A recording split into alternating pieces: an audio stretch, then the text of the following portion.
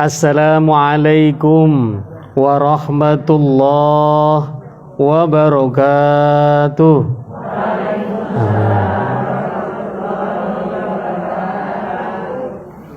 Amin. Alhamdulillah. Hamdan wa syukran lillah. Wassalatu wassalamu ala rasulillah. Alhamdulillahi wa kafa. Wassalatu wassalamu ala rasulillahil mustafa Muhammad ibni Abdillah. La hawla wa la quwata illa billah. Allahumma aftah alaina hikmataka wansur alaina rahmataka ya dzal jalali wal ikram.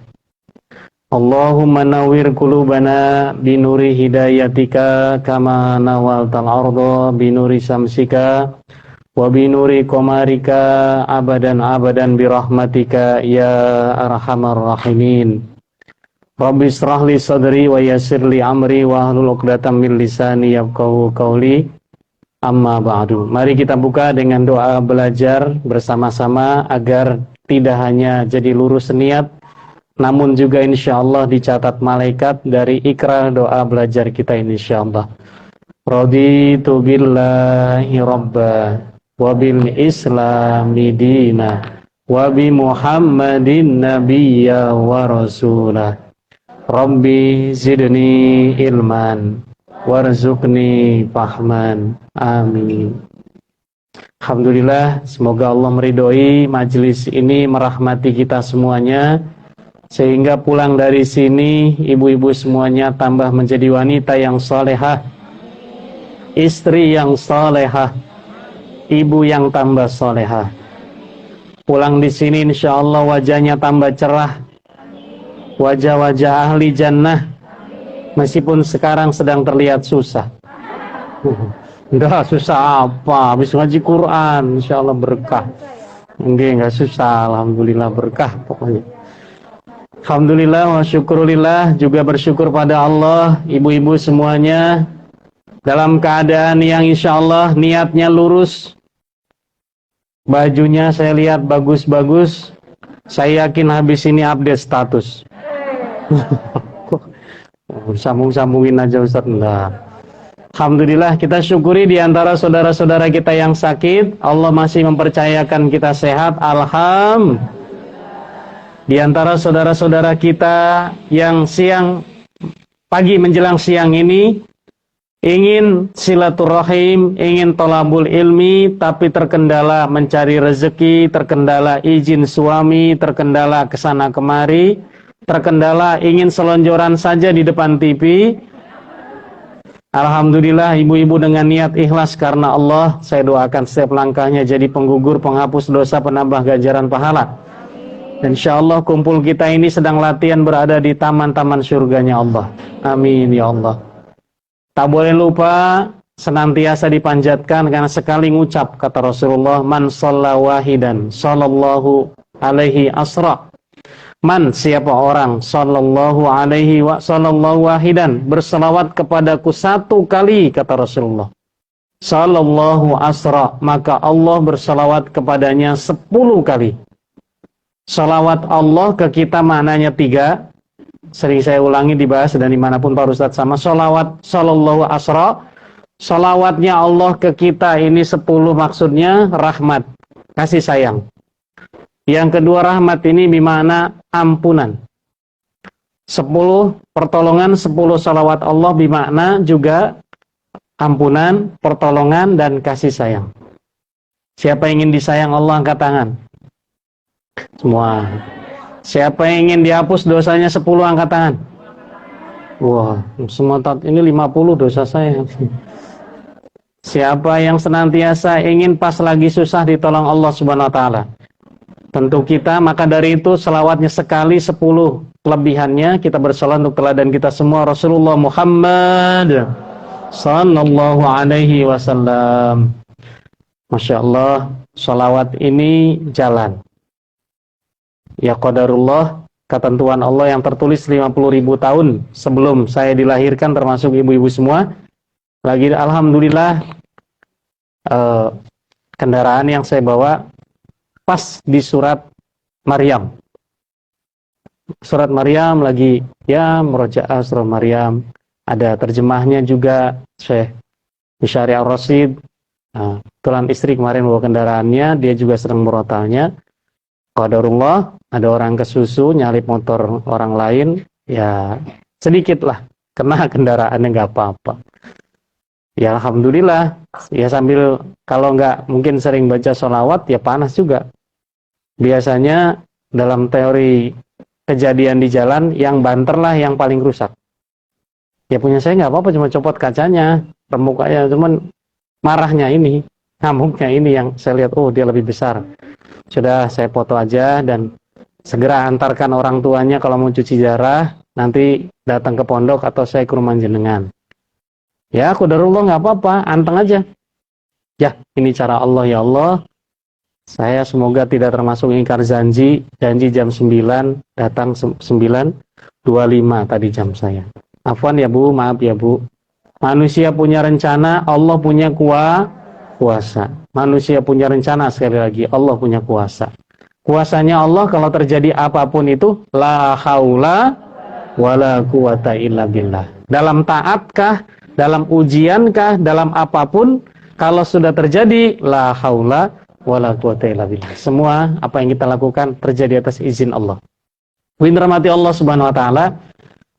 Luar biasa, hari apa saya di WA itu lupa. Terus terang itu juga lagi di jalan, lagi di lampu merah saya balesnya. Nunggu hijau. Pas saya ditelepon, latar belakang tema dulu sebelum ke ayat, dalil, hadis semuanya. Ditelepon oleh seorang ibu, Ustadz, nanti buka puasa. Iya, rutin buka puasa. Ustadz tolong saya mau ngasih snack buka puasa.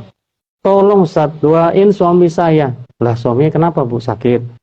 Enggak, suami saya itu korban layangan putus. Saya langsung menghulang, cara orang Sunda bilang ngahulang, kalau orang bahasa Jawa apa ya?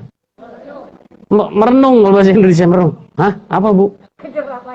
Iya, kena layangan putus. Tapi itu kayak layangan putus ini.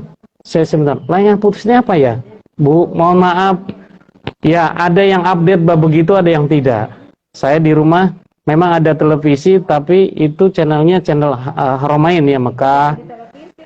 Iya, Mekahnya, terus apa biasanya National Geographic dan lain-lain. Jarang lihat yang nggak ada kayaknya itu. Saya searching gitu di siaran TV apa sih? Ternyata di TV saya nggak ada siaran TV itu.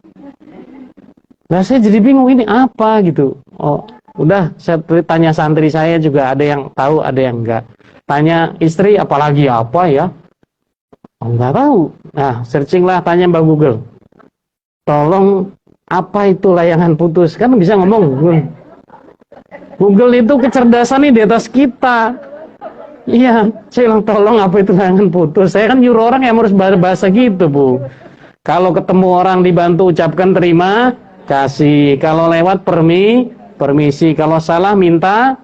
Kalau nyuruh ucapkan kata tolong. Kan kata Rasulullah, sebaik-baik orang yang nanti duduknya dekat denganku adalah orang yang paling baik akhlaknya. Akhlak baik itu sederhana, ketemu orang senyum, sedekah. Kalau lewat permisi, kalau dibantu terima kasih, kalau salah walaupun kecil sedikit minta maaf. Kalau nyuruh jangan tangan gini tapi kata tolong. Kalau ketemu orang, ditanya orang, fokus balik badan, respon dengan baik. Itu minimal adab-adab Islam, ada adab keseharian yang baik. Dewi rahmati Allah Subhanahu wa taala. Bukan terasa, searching saya. Oh, ini toh. Masya Allah. La haula wala quwata illa billah. Jadi ternyata udah lama ya, Bu. Saya baru tahu kan gitu. Lah, Ustaz doain suami saya korban layangan putus. Lah saya bingung ini, masa Bu, benar. Iya, yang saya doain ini suami ibu pelayangan putusnya. Saya bercandain gitu. Ustaz gimana, nggak tahu aja layangan putus kayak apa. Saya galau, suami korban layangan putus begitu. Oh iya.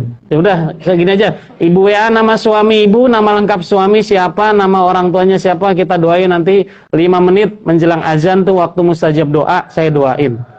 Tapi ya kalimatnya mungkin suami biar lebih soleh ya Bu, suaminya soleh, rajin ibadah, taat, sayang keluarga, gitu ya. Tapi kalau kalimat ada layangan putus, saya bingung masalah doanya. Ya lagi di mobil kan nunggu lampu merah, Ibu kalau di mobil perempatan jalan lampu merahnya lama, telepon sama orang kan dibecandain aja biar gak tegang-tegang gitu ya. Gitu, atau udah hijau kan gak kerasa. Nah itu modelnya gitu. Di WA lah saya oleh Bu Seruni. Refleks bilang, Bu ada pertanyaan asal usil ke saya. Pertanyaan ini apa ya? Gimana kalau temanya ini? Qadarullah. Memang harus Kamis hari ini temanya itu. Tapi kita nggak ke temanya itu, yang pokok adalah belajar bagaimana menyelamatkan keluarga kita. Ingat, lihat surat 66. Kata kuncinya di situ. Surat 66 ayat 6. Surat 66 ayat 6. Ya tadi saja monggo dibuka itu ayatnya. Saya dengerin dari mobil, kedengaran suaranya, Masya Allah, nikmat. Ya, maka asing sekali, alhamdulillah, Masya Allah, makhrajnya pasti. Dan lanjutin Bu, pokoknya berkah. Iya, sering Ibu baca ayatnya. 666, pokoknya kata kuncinya itu. Ya, sudah ketemu? Apa perintah Allah di situ? Oh, sebentar. Pelihara orang beriman, jelas. Ini kita bagi kita orang beriman. Mohon izin, mohon maaf Bu, saya potong. Jangan nggak sepakat dulu, jangan ini dulu. Kita sebagai orang beriman disuruh memelihara keluarga oleh Allah. Karena kita pasti ingin senantiasa berkeluarga, tidak hanya di dunia, tapi juga di akhirat bersama keluarga kita. Kata kuncinya itu. Di luar negeri sana Bu, mohon maaf. Di luar negeri sana, keluarga itu, khusus di Amerika ya, bukan tiang pokok, sandaran pokok. Yang ada bagaimana anak sudah 17 tahun, dia dibebaskan ini itu. Suami istri, maaf, satu rumah walaupun gak cinta, punya pasangan masing-masing, silahkan, yang penting gak cerai kan gitu. Kalau di luar negeri, mohon izin ya, sebagian negara Eropa, Amerika itu, mereka tidak setuju, agamanya melarang perceraian. Kalau Islam kan boleh meskipun tidak disukai Allah. Kalau memang itu ada solusi untuk tidak bisa diteruskan, kan layangan putus itu kan sebetulnya korban perceraian kan. Kalau saya baca korban perceraian. Di Islam itu ada perceraian memang sebagai solusi. Tapi di luar negeri, di Eropa dan di Amerika, perceraian itu tabu. Lebih baik satu rumah, nggak pernah satu kamar, yang penting punya pasangan masing-masing, keluarga utuh. Itu sebelum disepakati di Amerika, Eropa. Belum lama ini, 5 tahun terakhir ini, di Amerika dan di Eropa negara barat yang bukan menganut ajaran Islam, yang minim atau jauh dari nilai Islam, mereka itu bikin undang-undang boleh bercerai. Ketika undang-undang di Eropa, Amerika boleh bercerai atas dasar agama yang biasanya kan kalau di Katolik kan nggak ada perceraian ya. Begitu juga di Protestan gitu, ajarannya begitu. Apalagi yang Ortodoks, lebih kaku lagi. Itu tidak boleh ada seperti itu ketika diperbolehkan oleh negara Amerika dan Eropa. Lebih kurang 15.000 orang mendaftar di hari itu juga ingin berpisah. Pegatan. Islam, nauzubillah min jalik. Insya Allah keluarga kita langgang terjaga oleh Allah, sakinah mawaddah warahmah. Amin. Alhamdulillah. Ibu dirahmati Allah Subhanahu wa taala. Ku anfusakum wa ahlikum naro. Jagalah dirimu dan keluargamu, diri kita dulu dan keluargamu dari siksa api neraka. Layangan putus itu korbannya adalah pertama memang seorang wanita. Itu kan sebetulnya serial yang latar belakangnya dari novel, dari tulisan di medsos, di Facebook. Nah, ada seorang ibu menulis curhat hatinya di medsos, ya dianggap kisah nyata di Bali sana, ya dengan istilah momi apa dilakukan, jangan disebut nanti jadi gibah. Momi anu titik-titik, dia tulis di situ kisah-kisahnya seorang ibu yang punya anak 4, paling besar umur 8 tahun, paling kecil umur 2 bulan, ya kan gitu. Kayaknya si suaminya ternyata dai ustadz, punya channel dakwah katanya. Masya Allah. Tapi di Bali sana, Bali, lu ngomong konteksnya di Bali gitu ya, walaupun nggak melihat konteksnya atau tempatnya. Tergodalah dengan yang namanya SPG itu apa Bu? Selegram betul ya? Oh Masya Allah. Nah yang lebih update ini Masya Allah. Mau tahu ya, Masya Allah. Sampai hilang 12 hari katanya ke Turki apa kemana gitu ya. Oh tuh apa lagi Kak? Sama namanya lupa, sama taunya Turki Hagia Sophia aja udah cukup. Ya, alhamdulillah. Begitu, qadarullah. Pastinya begini ya. Di dalam penulisnya saya searching siapa sih penulisnya. Oh, ini toh dia penulisnya. Oh, dan lain sebagainya. Mohon izin, mohon maaf, di mana-mana Bu, yang namanya novel jadi film itu mesti nyimpang banyak kan. Jangan jauh-jauh kisahnya sang pembaharuan Kiai Haji Ahmad Dahlan aja itu. Ya, ada penyimpangan sedikit demi kepentingan entertainment dan kepentingan supaya nonton banyak. Bahasa kerennya dramatisasi, dramatisir, supaya yang nonton, kasihan ya, asik ya, rame ya, sehingga viewernya, yang nontonnya, yang beli tiketnya banyak. Jadi ada motif ekonomi di situ. Terlebih mohon izin, mohon maaf tuh dari kisah nyata yang sudah ditulisnya, sudah ditutup oleh penulisnya, dijadikan buku, dibaca oleh produser film yang saya lihat ternyata sekilas saya siapa tuh sutradaranya juga ternyata maaf gitu ya, bukan golongan Islam yang taat. Yang kedua, pemiliknya, ya pemilik yang membiayai adanya film itu ternyata terkenal dengan suka bikin film pocong jadi dua, suster ngepel, terus pocong kena virus COVID. Jadi pokoknya film-film yang serem, kuntilanak pengen nikah gitu. Jadi saya nggak nyebut apa produsernya ya, entertainmentnya apa, tapi saya lihat film ini diproduksi oleh Anu, produsennya Anu, pemiliknya namanya Anu. Ini orang terkenal bikin sinetron yang sengaja bikin pemuda-pemudi itu jauh dari Allah. Yang kedua, kalau bikin film berbau horor, berbau saru dan hantu mesti. Wajar diulek sama dia, diramu sama dia, seakan-akan disitulah jeleknya poligami di situ. Ya, mohon izin bicara ini memang agak sensitif, saya belum mampu dan tidak. Nah, istri saya 3 anaknya. Anaknya. Pun. Makanya cepat-cepat nanti dipotong bahaya. Jadi doa repot. Bu, ya Allah ngurus santri aja nggak kober waktunya, buru-buru ngurus 2. Allah Akbar, alhamdulillah santri merasa membahagiakan buat saya pribadi ya, dan berkahlah insyaallah, alhamdulillah. Pinter mati Allah Subhanahu wa taala. Alhamdulillah.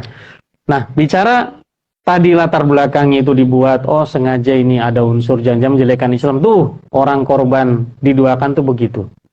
Tuh, korban pura-pura ngamalkan syariat Allah tuh begitu. Intinya membuat opini di masyarakat bahwa syariat Allah yang boleh kalau dia mampu. Lihat surat An-Nisa kan? Ya, An-Nisa kan jelas ayatnya. Fankihu ma thabalakum minan nisa masna wa sulasa wa ruba.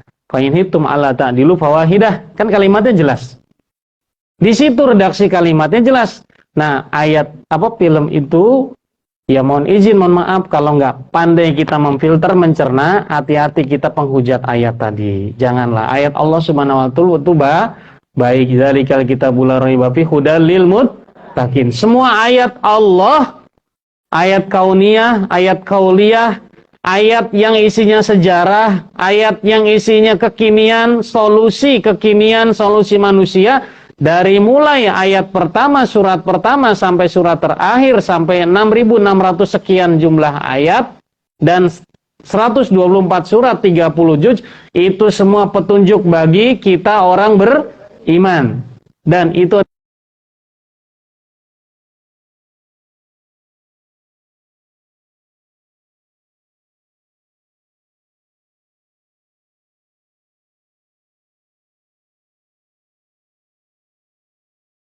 kepentingan, punya misi menyudutkan hal yang dianggap Islam boleh kalau mampu, dianggap salah. Ini kudu paham. Namun bagi kita pindah ke fokus ngaji kita, bagaimana agar tidak jadi korban seperti itu. Ibu dirahmati Allah Subhanahu wa taala, memang mohon izin, mohon maaf ya, seiring dengan kemudahannya teknologi diakses, kemudahan apa-apa dicari, kemudahan apa-apa didapat, baik oleh orang-orang yang mapan, punya kemampuan tapi lemah iman, Hati-hati, Masya Allah, ibu yang dirahmati Allah Subhanahu Wa Taala.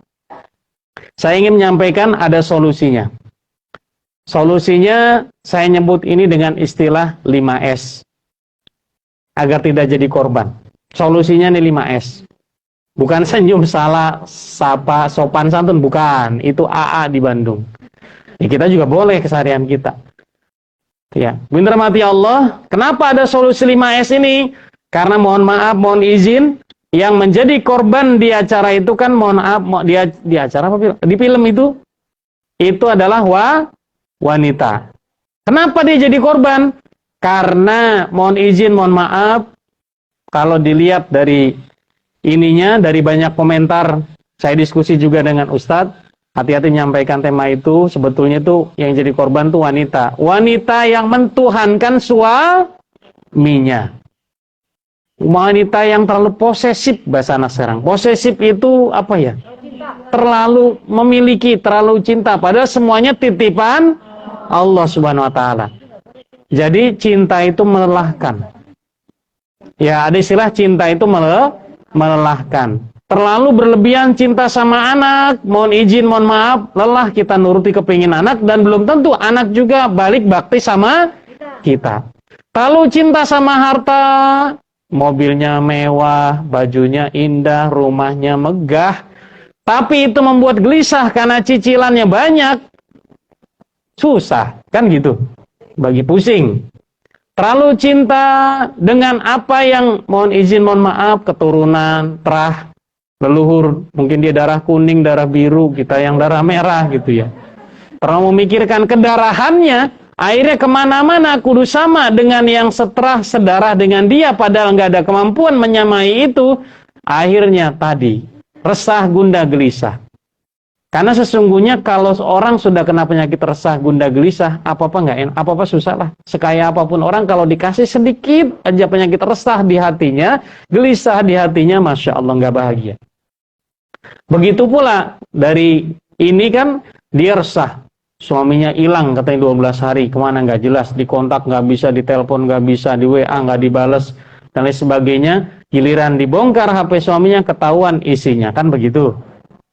12 hari itu harusnya dia banyak mohon ampun sama Allah, kenapa nih suami pergi nggak pamit dari rumah, bisa jadi dosa saya ya Allah, kan gitu. Dia yang ada malah gelisah mencari intel, cari cyber, kalau lihat dari sinopsisnya itu. Dia cari, dia punya Pak D polisi, disuruh cari nomornya, diusut ada di mana, dia nyewa cyber, biar dilihat tuh nomor suaminya di mana. Itulah akibat terlalu cinta kepada makhluk, melelahkan. Tapi ketika hikmah kita ambil, berarti kita ke makhluk, ke sesama manusia itu ya biasa saja. Sebatas senang, sebatas ya saling hormat, tanggung jawab. Tapi cinta berlebihan hanya milik Allah. Qul in kuntum tuhibunallah. Katakan jika engkau benar-benar mencintai Allah, fattabi'uni, ikuti Rasulullah. Yuhibbukumullah wa yaghfir lakum dzunubakum, Allahu ghafurur rahim. Maka kan jelas sekali, jika engkau cinta Allah, benar cinta Allah, cinta Rasulnya, maka Allah akan mencintai kamu dan mengampuni semua dosamu, karena Allah Maha Pengampun, Maha Penyayang. Harusnya yang dicari itu surat Ali Imran ayat 31. Tapi mohon maaf, Ali Imran 31 itu diduakan sama ibu ini. Akhirnya sama Allah dibuat dia gelisah, rusah, sesah, curigaan, dan lain sebagainya. Pada perintah Allah, katakanlah jika engkau yang orang beriman, cinta padaku, kata Allah, dan pada Rasulnya, maka akan dapat kebalikannya dari Allah. Jadi mencintai makhluk itu melelahkan. Tapi mencintai Allah, Rasulnya, Islam, itu insya Allah membahagiakan, Bu. Karena kata Rasulullah, aku nanti di surga bersama orang-orang yang mencintaiku. Apa tandanya kata Rasulullah? Orang yang paling dekat denganku nanti di akhirat bukan hanya anak yatim yang ngurus, karena wakafil yatim hakaza. Aku dan orang yang ngurus anak yatim piatu tuh seperti ini di surga, bukan hanya ini saja. Tapi ada yang lebih dekat kata Rasulullah. Orang yang terdekat duduknya denganku di akhirat nanti adalah orang yang paling banyak membaca salawat untukku. Kenapa kita baca salawat? Bukan hanya untuk rahmat ridho, tetapi untuk mendapatkan kecintaan kita dari Allah karena kita cinta Rasul. Allahumma salli ala Sayyidina Muhammad wa ala ali Sayyidina Muhammad. pakai Sayyidina begini boleh. Kalau dalam sholat, jangan ya Bu ya. Karena pasnya tidak pakai Sayyidina. Itu yang dipahami ada latar belakang S ini tadi. S yang pertama, langsung saja agar tidak jadi korban. S yang pertama yang harus ibu lakukan agar tidak jadi korban seperti layangan putus. S yang pertama menurut saya adalah syukur. Wah, kenapa nih syukur? Berarti saat suami begitu disyukuri. Oh, enggak dulu. Bu, mohon izin, mohon maaf. Bagi ibu-ibu, alhamdulillah yang suami masih bersama ibu. Masih senantiasa, alhamdulillah bersama di dunia ini. Adapun yang sudah mendahului, jangan khawatir, nanti ketemu lagi di surga. Ketemu lagi di akhirat. Ini masalah waktu saja. Masalah waktu saja. Ketemu lagi. Selama dia beriman dan beramal soleh, akan ketemu lagi, jangan khawatir. Tapi bagi yang masih bersama kita, syukuri posisi suami ibu masih di tempat ibu, di rumah ibu, bersama ibu. Ada 10 janji Allah yang saya yakin ibu-ibu sudah tahu, sudah pernah dibahas. Salah satu janji Allah yang qat'i dan pasti di surat Ibrahim ayat 7 kata Allah, wa ta'adzana rabbukum la in syakartum la azidan wa la in kafartum. Sudah hafal saya yakin. Dan Allah telah memaklumkan kepadamu, jika engkau bersyukur kepadaku maka akan ku. Lah Ustaz, suami kok disyukurin berarti nambah suami? Enggak gitu. Itu mah para ustadz kalau bercanda. Ustadz sehat, gimana istrinya? Alhamdulillah sehat, masih satu. Oh, itu para ustadz kalau bercanda. Kok begitu ngomongnya? Lah kan kalau bersyukur ditambah. Astaga. Jadi bercandanya para ustadz juga ada bab begituan. Bu, kadang bercanda aja, nggak ngelakoni mah nggak berani, yakin nggak berani. Ya, bener mati Allah Subhanahu Wa Taala. Kenapa bersyukur? Bu, mohon izin, mohon maaf. Sudah lebih dari berapa ya? Tapi ada yang ketemu jodohnya, ada yang belum sampai sekarang masih diperjuangkan. Di Jogja ini banyak loh dosen-dosen seusia ibu, pinter-pinter. Tapi belum pada nikah, belum mau, nggak ada yang berani sama mereka. Sudah doktor, sudah jadi dosen, sudah jadi PNS. Ya kan sering kecurhatan. Kalau malam Jumat kami baca Al-Kahfi, baca zikir nanam pohon surga, subhanallah, alhamdulillah, Allahu Akbar tiap malam Jumat, baca sholawat tiap malam Jumat, kan ada berkahnya, 100 kali, 30 anak santri baca. Ya saya bilang, gini aja jenengan kalau mepet betul hajatnya, pengen segera nikah, yuk ikut baca Al-Kahfi di pondok kami malam Jumat, baca sholawatnya 100 kali, baca istighfarnya 100 kali, nggak ada, sebetulnya lebih dari 100 juga baik. Ini mah karena bareng-bareng. Insya Allah Allah mudahkan hajatnya. Karena kita nggak tahu dari amin siapa santri kami yang Allah dengar. Dari amin siapa para ustadz yang hadir di situ yang Allah dengar. Kita nggak tahu. Ya qadarullah, ada yang ketemu jodohnya, ada yang masih saat ini kami perjuangkan. Tapi kadang prihatin. Ustadz saya mah pokoknya pengen nikah sama siapa aja Ustadz. Hah? Sama siapa aja? Loh, maksudnya Bu? Mbak? Itu udah saking ngapunten. Udah barangkali udah malu faktor umur dan lain sebagainya Bu. Ya Allah, banyak di Jogja Bu. Saya cukup semua kampus di Jogja alhamdulillah pernah saya masuki. Mesti kalau cerita, Ustaz doain saya biar saya bisa menikah. Ibu dosen di sini, iya. Pulang dari Amerika belum lama nih, S3 di Amerika dia. Masya Allah, pengen didoakan, pengen menikah lah di Amerika. Emang nggak ada yang Muslim soleh? Saya tanya. Oh enggak, Tad, gini itu. Oh Masya Allah, banyak Bu. Nah ibu yang sudah menikah punya suami, bersyukurlah pada Allah. Jaga suami. Tanda syukurnya apa? Tanda syukur itu menurut saya enteng, melakoni segala sesuatu di jalan Allah. Bu, mohon izin, mohon maaf. Belum lama saya dapat ilmu dari orang soleh. Orang soleh, bukan Ustaz soleh ya. Ustaz soleh ketemu tiap Jumat kalau khutbah. Orang soleh, ini orang soleh buat nggak terkenal di dunia, tapi saya yakin dia terkenal di langit. Satu ketika saya bonceng untuk ngisi pengajian, nganter orang soleh ini, nggak mau disebut namanya, orang soleh lah. Saya baca Bismillahirrahmanirrahim, la haula wala quwwata illa billah. Dia juga baca Bismillahirrahmanirrahim. Niat saya sabilillah bersama Ustaz Andres karena Allah. Saya celengok, loh maksudnya apa? Yai, loh kemana-mana kita harus niat kasabilillah. Loh kita kan ngeliat kebun ya, ngeliat kebun sayur di sana. Loh emang nggak sabilillah kok? Dia bilang. Oh iya sabilillah. Melihat kebun sayur gitu ya di Magelang. Ada kita silaturahim ke sana. Oh sabilillah. Iya. Oh, sabilillah. Kemana-mana Ustadz, niatkan semuanya fisabi di jalan Allah. Ibu mau melangkah kemana saja termasuk boleh ke pasar. Apalagi ketika suami ibu sudah resmi jadi ibu, saya terima nikahnya, kata suaminya Bu Seruni.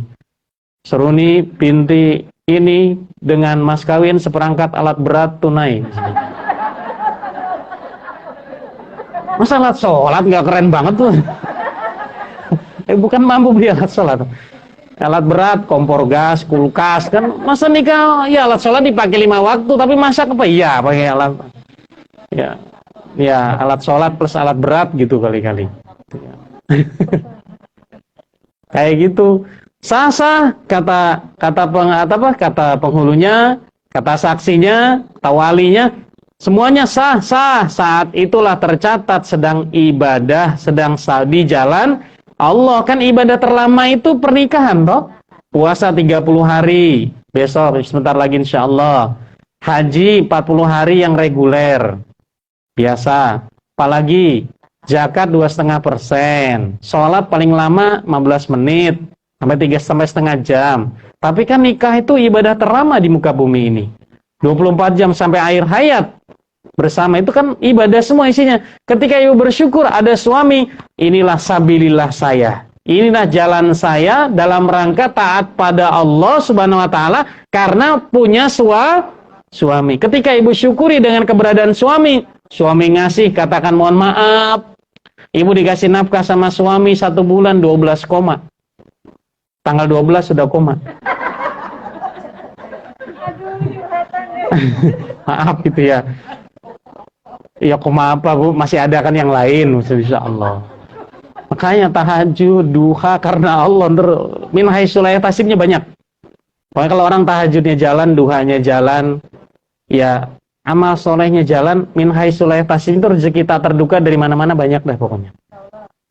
Walaupun rezeki itu jatah, kerja usaha itu ibadah, tapi kalau ibadahnya bagus mah min haitsu la yahtasib dari mana aja dah ada rezeki mampu.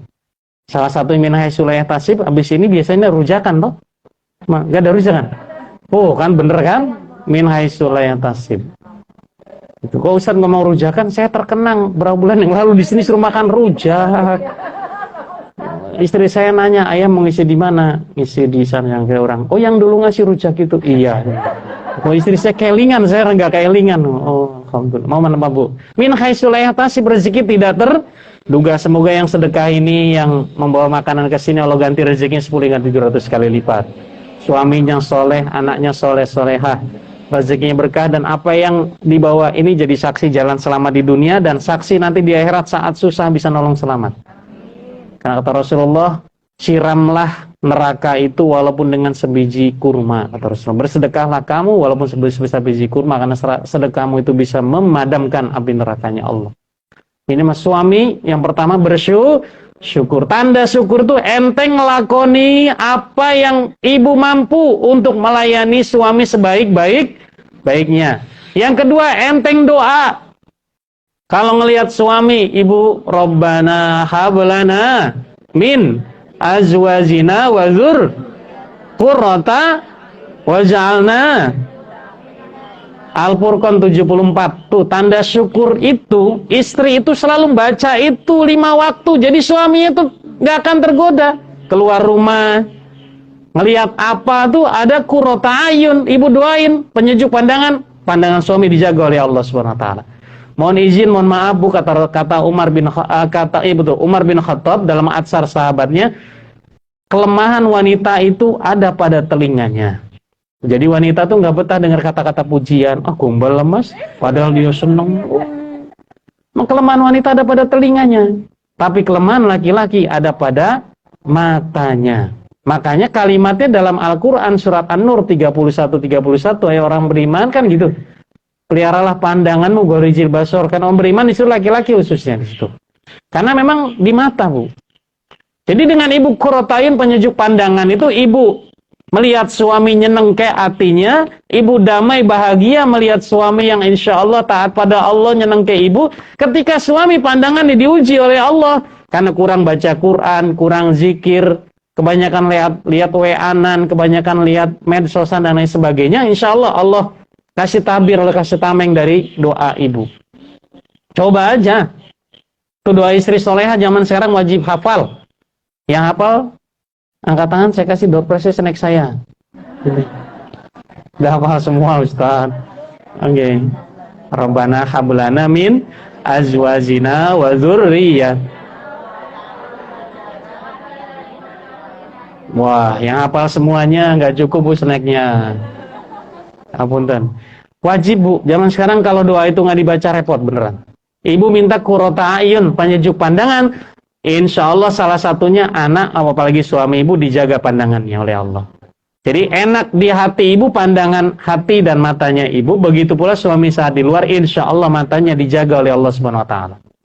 Jadi yang pertama apa syukur. Ciri syukur itu enteng, melakoni apapun yang baik selama di jalan fisabi, karena niat ibu nikah fisabi di jalan Allah. Kemana-mana sekali lagi ibu pulang dari sini, niat saya pulang ke rumah, bismillahirrahmanirrahim. Yang rumahnya di Jakarta yang berapa, yang rumahnya di mana, niat saya pulang ke rumah fisabilillah. Dilalahnya kalau bahasa Jawa bilang, ternyata qadarullahnya ketemu di jalan semut segede gajah, ketabrak kita, meninggal, itu sabi lillah, karena pulang dari majelis ilmu gitu. Tapi itu misalnya. Yang kedua, Bu, agar tidak jadi korban seperti layangan putus, nomor kedua, saran saya selalu dipantau HP-nya, khususnya medsosnya suami. Oh, entah dulu, bentar, apa dulu? Kalau WA mah harus izin. Takutnya itu nanti ada bisnis, ada apa, ada bahasa. Tapi namanya medsos itu kan banyak, Bu. Maaf, ada Facebooknya, ada apa yang sekarang TikToknya. Nah, ya kalau nggak punya aman udah. Tapi mohon izin, mohon maaf. Ada snack video kalau nggak salah itu. Telegram, Kokopan, apa lagi? Saya tahu ini karena di pondok saya ada wifi. Ditulis kertas gede-gede. Santri semuanya haram mengakses itu, apa Kokopan. Tadi saya hafalin tuh, apa sih Mbak itu? Kokopan, snack, video, TikTok, Telegram. Telegram nggak ada tulisan Telegram tadi.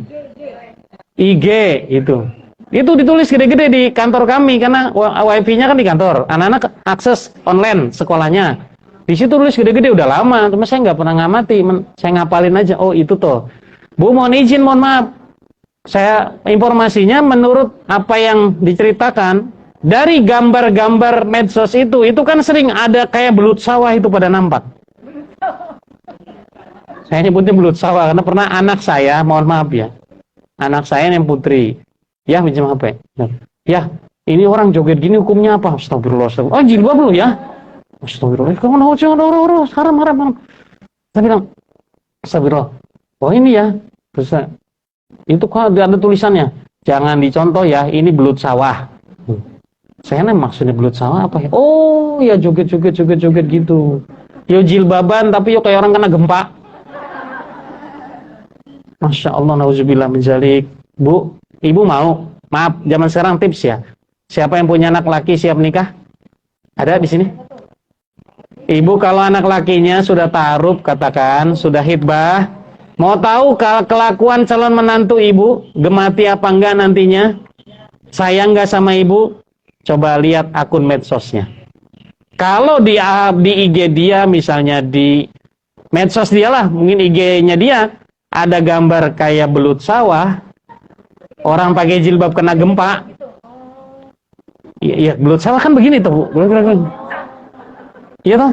Nah, hobi saya kecil itu ngobor belut tuh. Saya di pondok dulu kalau di Jawa Barat, Tasikmalaya itu kalau habis ngaji jam 9 malam saya ngobor pakai petromak.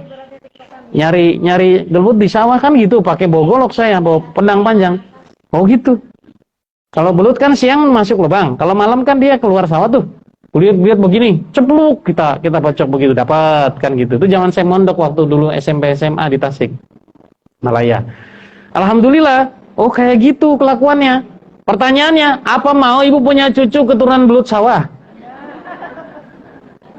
Ibunya aja kalau kayak belut sawah, gimana anaknya kan gitu.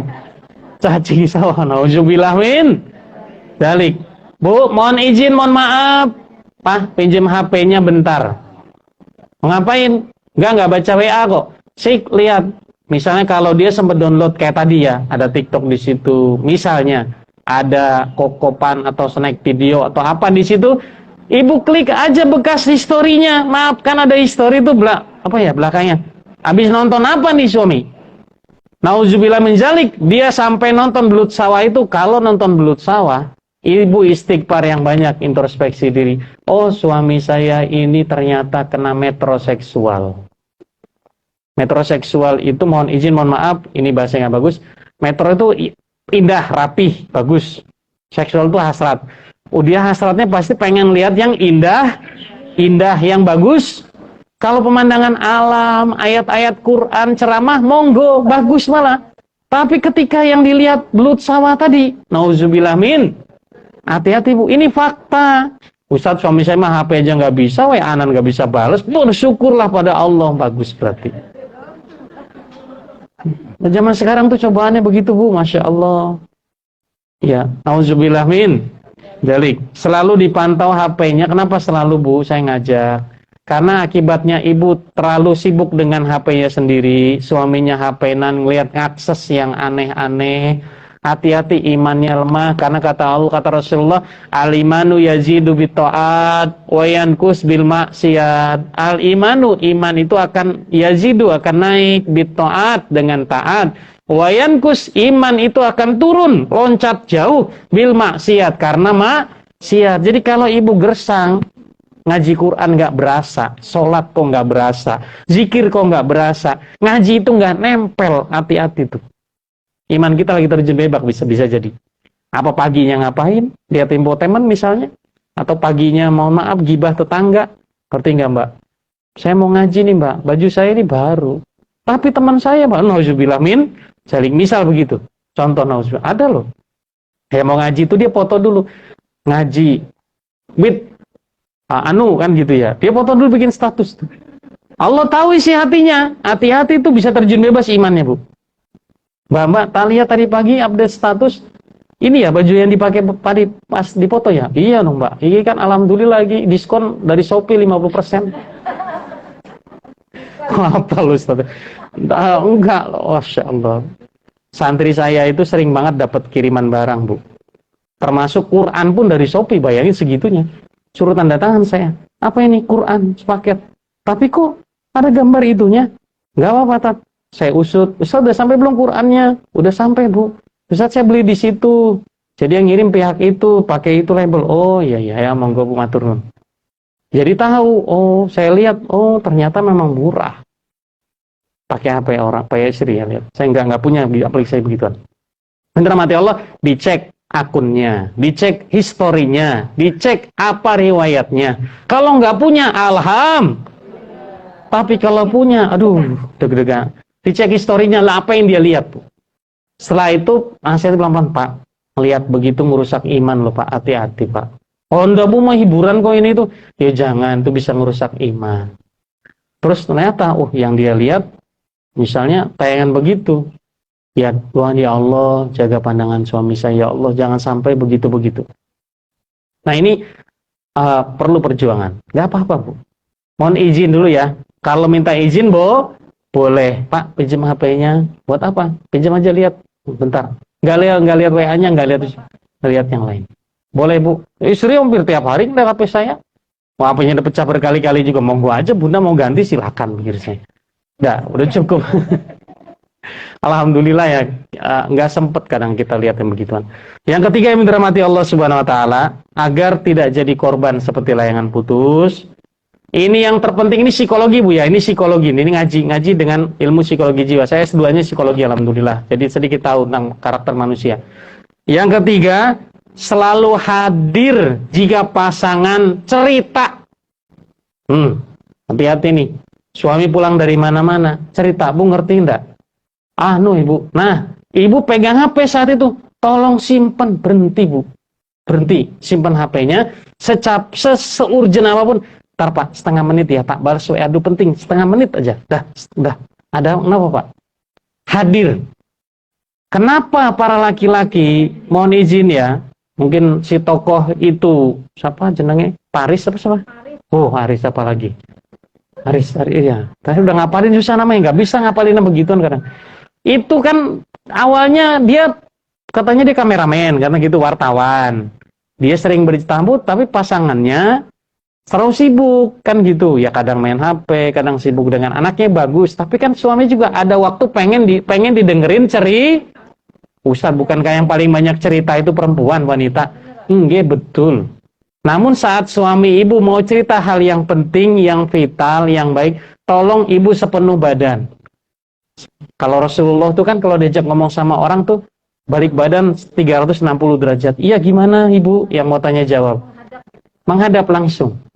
Rasulullah tuh begitu saking mulianya Rasulullah itu kalau diajak ngomong sama orang nggak pernah pandangan kemana, badan kemana, tapi mulut badan langsung. Ada yang di belakang sahabat, gimana Bilal? Oh gimana? Oh Rasulullah tuh saking, padahal tanpa begitu pun sahabat dia bisa malum Rasulullah sedang sibuk, tapi Rasulullah tuh akhlaknya sangat mulia. Lakutkan alakum fi Rasulillahi uswatun. Disitulah kita harus contoh, masya Allah. Nah ibu yang dirahmati Allah sebagai istri yang solehah, hati-hati. Ketika suami pengen cerita, ibu nggak balik badan, nggak nyimpen handphonenya. Maaf, jangan salahkan suami kalau dia milih ke warung kopi, ke kafe, ke tempat-tempat yang bisa dengerin cerita dia. Kan gitu. Kalau pelayan kafe, pelayan warung kopi, misal ada perempuannya ya udah lemah iman si suami.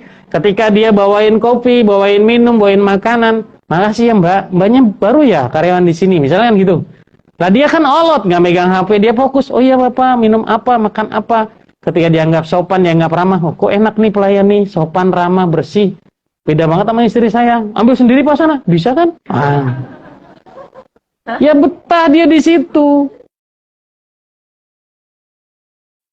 Sudah kurang perhatiannya, makanya Bu, mohon izin pulang dari sini. Jika suami ibu di rumah ingin cerita sekecil apapun, taruh HP-nya Bu. Tolong taruh HP-nya, tinggalkan dulu. Balik badan 360 derajat bila perlu ke arah suami. Dengarkan baik-baik. Tidak hanya ibu yang ingin didengarkan, kadang suami juga, karena tantangan pekerjaan sekarang kan berat Bu. Tantangan usaha sekarang ini berat loh, nggak salah. Walaupun COVID-nya sudah berkurang. Ya, omnimronnya udah mulai pergi ini, nggak hilang gitu ya. Maaf ya.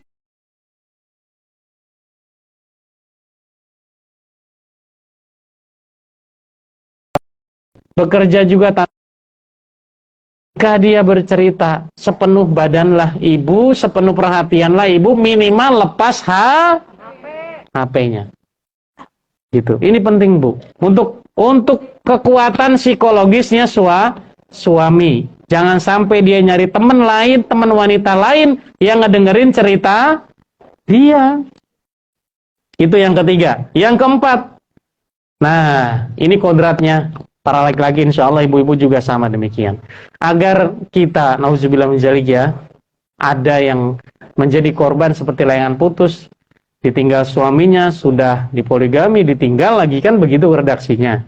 Ceritanya kan begitu intinya, tidak menjelekkan siapa-siapa, cuman dia hanya berkeluh kesah. Upayakan Bu di rumah selalu bersih dan rapi. Nah ini yang repot ya. Saya nggak menyinggung bab itu, udah hafal itu, udah ceritain. Selalu bersih, rapi dan wangi. Kenapa? Itu yang, maaf bukan serialnya, si penulis pun ngaku. Suami saya punya akun channel dakwah, satu. Suami saya ngerti agama, tapi ketika dia, mohon maaf, harusnya fokus dengan 4 anaknya, tapi tergoda dengan SPG-nya itu. SPG kan kelihatan apa kalau SPG? Bersih, gitu, rapi, dan wangi, ramah, dan sebagainya. Mohon izin ibu yang dirahmati Allah Subhanahu Wa Taala, Ustadz, itu mah dasar suaminya aja, memang kan, iya, Ustadz memang dasar suaminya aja. Kan memang yang paling banyak begitu laki-laki. Jangan salah Bu. Katanya yang paling banyak selingkuh atau tergoda itu laki-laki. Saya pribadi maaf nggak sepakat. Karena wanita juga sama banyaknya. Loh, kan ada 2. Nggak mungkin laki-laki sama laki-laki toh. Pasti ada laki-laki dan perempuan. Ibu bilang paling banyak nggak bener selingkuh itu laki-laki. Kata saya, oh ya nggak juga Bu. Kenapa laki-laki itu bisa selingkuh tergoda itu karena ada berarti sama Maaf, jangan tersinggung ya. Ketika ada laki-laki bersuami tergoda, perempuan lain tergoda SPG dan lain-lain, iya benar salah suaminya, lemah iman, kurang ilmu, nggak kasihan sama, nggak apa sayang anak, istri, keluarga, tapi sama siapa dia? Kalau dianya satu, berarti kan perempuannya satu. Kalau laki-laki yang begitu katakan 10, berarti perempuannya, berarti sama banyaknya toh? Maaf ini jauh Ustaz, kok egois banget. Enggak. Itu yang tidak punya iman, yang tidak takut sama Allah. Alhamdulillah misalnya. Dirahmati Allah, upayakan Bu, mohon izin, mohon maaf, fitrahnya suami yang bekerja dari mana-mana, berusaha dari mana, pulang ke rumah itu pengen lihat rumah itu bersih, rapi dan wangi Bu, pasti itu. Ketika pulang ke rumah udah stres, capek, ngelihat rumahnya nggak bersih, nggak rapi, nggak wangi, jangan salahkan kalau dia pingin ke tempat yang bersih, rapi dan wangi. Ya kalau ngajak ibu alhamdulillah sama anak-anak, tapi tiba-tiba dia pergi sendiri, check-in sendiri atau kemana, gesos kah, homestay kah sendiri, imannya lemah, waduh bahaya itu. Nauzubillah min zalik. Banyakin ngucapin nauzubillah min zalik karena itu doa. Semoga Allah melindungi dari hal tersebut. Kalimat nauzubillah min zalik itu artinya. Ibu yang dirahmati Allah, memang tidak mudah saya memahami Bu. Ya, saya memahami betul. Alhamdulillah, syukurillah, istri 3, anaknya, santri ada 30-an juga kerasa betul, saya memahami betul. Ya akhirnya mohon izin, mohon maaf. Ya kita ada rewang, minta tolong rewangnya, asisten rumah tangganya, ada rezeki kita bayar. Namun mohon izin, mohon maaf, tapi ada satu kalanya Bu, tanpa harus ada rewang, rapi, bersih, wangi kan juga diharapkan. Alhamdulillah, Ahad saya suruh libur. Ya punya tetangga, beliau janda, punya anak yatim 1, kita ragati, namanya Bu Ami, Bu, jenengan hari Ahad, hari Minggu istirahat mawon. Oh Pak, boten penak kula. Pun boten napa-napa. Bukan berarti saya baik ndak. Saya pengen ngasih kesempatan, Bunda, ini loh ibadahmu. Hari Ahad ini udah libur kerja, ya ibadahlah di rumah seperti ini. Oh iya, nggak apa-apa. Ya alhamdulillah qadarullah. Saya juga kadang bisa bantuin, kadang lebih banyak ya istri di rumah, tapi ngeliat rapi, bersih hari Ahad, kemana nggak kemana tuh enak Bu, adem, alhamdulillah. Apalagi suami Ibu di rumah tiap hari, upayakan Bu, jangan hanya pas pengajian begini, rapi, bersih, indah-indah begini, wah sampai rumah, Masya Allah lepas kerudung. La haula wala quwata illa billah. Ada turahan snack pai loh, snack grup di Murugis, Masya Allah. Ya, suaminya sarungan gitu ya, kaos dalam mana suaminya sarungan, pakai baju toko bangunan atau partai misalnya. La haula wala quwata illa samanya gitu.